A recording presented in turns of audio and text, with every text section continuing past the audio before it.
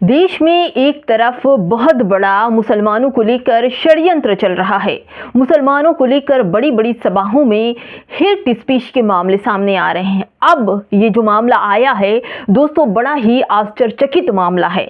यहाँ पर उत्तर प्रदेश के ही राघवेंद्र प्रताप नाम के बीजेपी के नेता हैं, खुले मंच से मुसलमान की बेटियों को फंसाने की बात कर रहे हैं और कह रहे हैं, हिंदू लड़कों को उकसाने की बात कर रहे हैं। कह रहे हैं कि 10 लड़कियां मुसलमान फंसाओ, उनसे शादी करो और हम तुम्हें रोजगार देंगे और तुम्हारे सभी जरूरतों को पूरा करेंगे।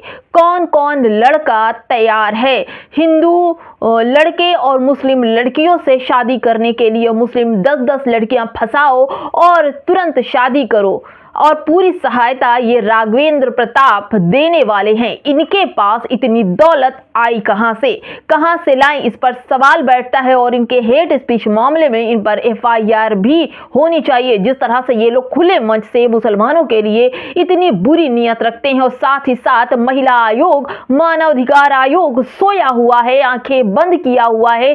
जब कोई मसला हो जाएगा तब ये राग अलापते हैं और उसके बाद अभी शांति से बैठे हैं। नमस्कार, आप देख रहे हैं सत्य न्यूज और मैं हूं आपके साथ शैला।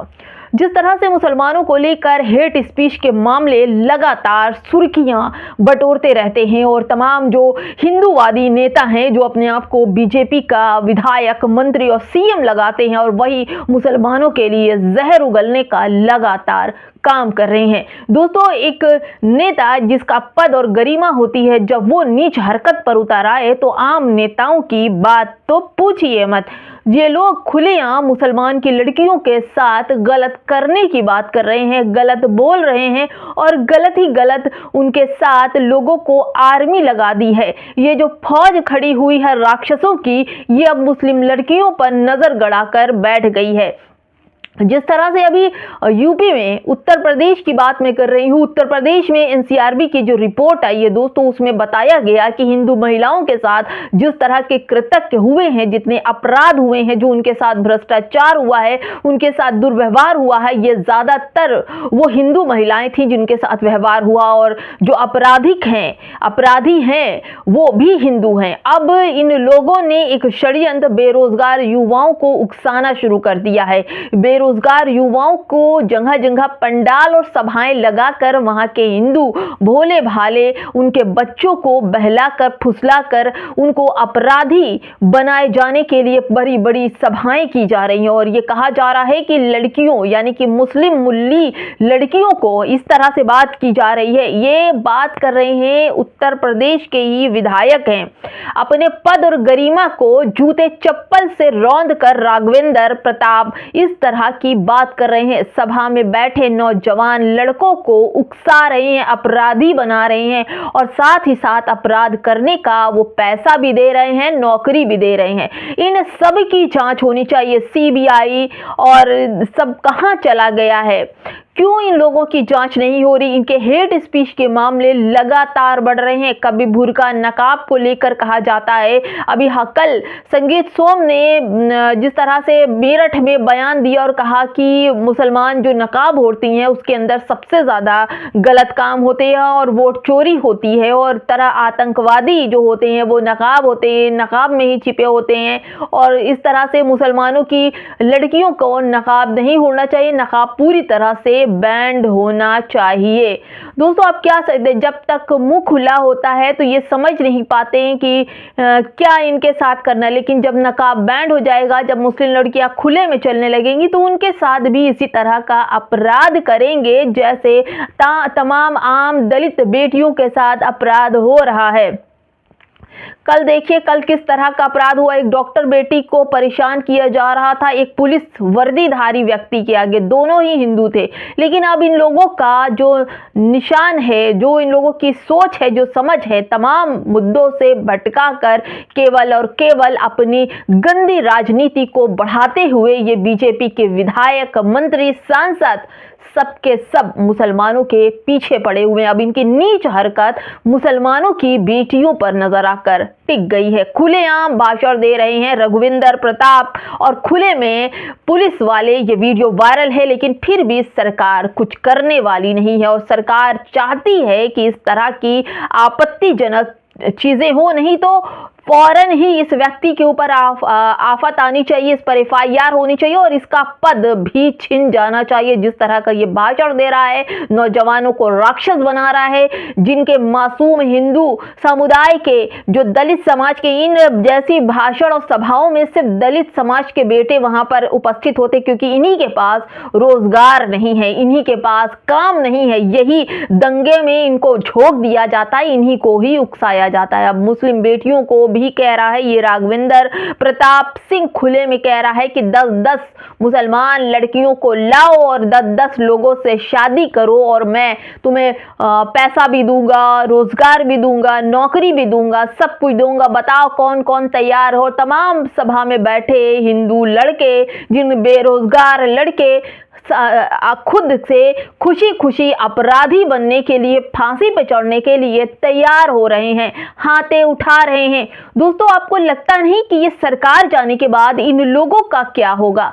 सरकार हमेशा, किसी सिकंदर भी आया था, उसने लाखों कत्ल किए, लाखों लोगों को मार डाला, ना बच्चों को देखा, ना महिलाओं को देखा, किसी को नहीं देखा और कत्ल कर डाला। और अंत में क्या हुआ कि उसका भी हश्र बुरा हुआ, कोड़ से मर गया और उसने भी दुनिया जीतने की ठानी थी, लेकिन मर कर चला गया। लेकिन जो ये फौज इकट्ठी की जा रही है अपराधियों, राक्षसों और फांसी पे चढ़ाने वाली ये आतंकवादी वाली फौज जो खड़ी हो रही है सभा में, ये बड़े बड़े नेता इन मासूम दलित बच्चों को दंगों की आग में झोंकने की जो तैयारी कर रहे हैं, ये बड़ा ही बेहद खतरनाक है। इनके माँ बाप से कहना चाहूंगी कि अपने बच्चों को संभालो, क्योंकि ये सरकार जब कुछ हो जाता है तो पीछे हाथ खींच लेती है। आपको याद है कि वाल्मीकि समाज के एक व्यक्ति का भी लखनऊ में पीट पीट कर हत्या कर दी, वो भी हिंदू ही था।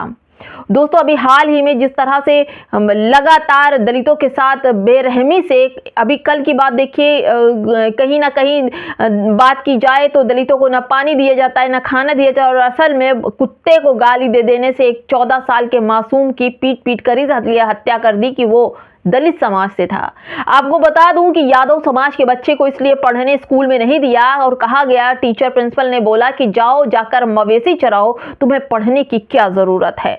दोस्तों, ऐसी कितनी घटनाएं आप देखेंगे दलितों के साथ। अभी हाल ही में एक बुजुर्ग हिंदू दलित थे, उनसे पेशाब चटवाया गया।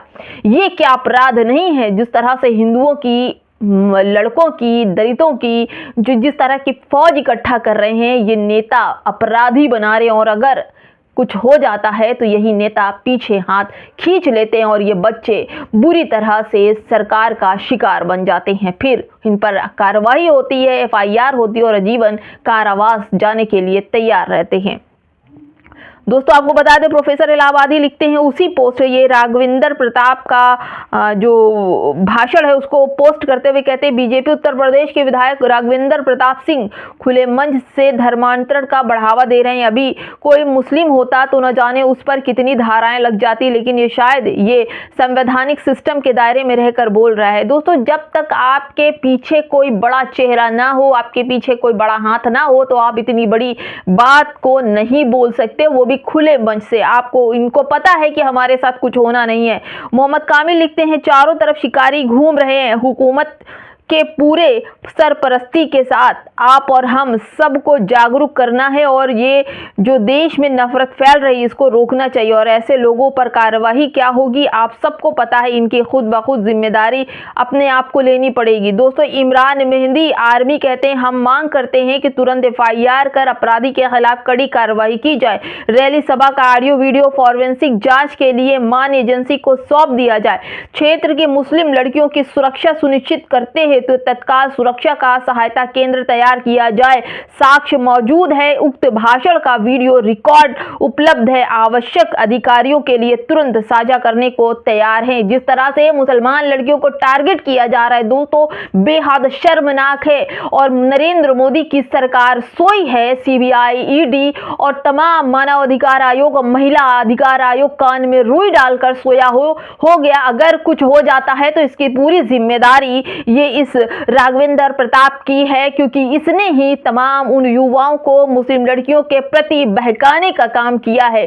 कितना इसके पास पैसा है, ये कितने लोगों को मुस्लिम लड़कियों को फंसाने के बाद नौकरी देगा, पैसा देगा, घर देगा, इसकी सबसे पहले सीबीआई की जांच होनी चाहिए और सबसे पहले इसके हेट स्पीच मामले में एफआईआर होनी चाहिए, इनका पद छीना चाहिए और उसके साथ इनके घर पर बुलडोजर चलाना चाहिए, क्योंकि ये एक तरफा धर्मांतर मामले को बढ़ावा दे रहे हैं। ये धर्म को बदलना चाहते हैं, मुस्लिम लड़कियों का धर्म चेंज करके हिंदू बनाने की पूरी सभा में बात कर रहा है।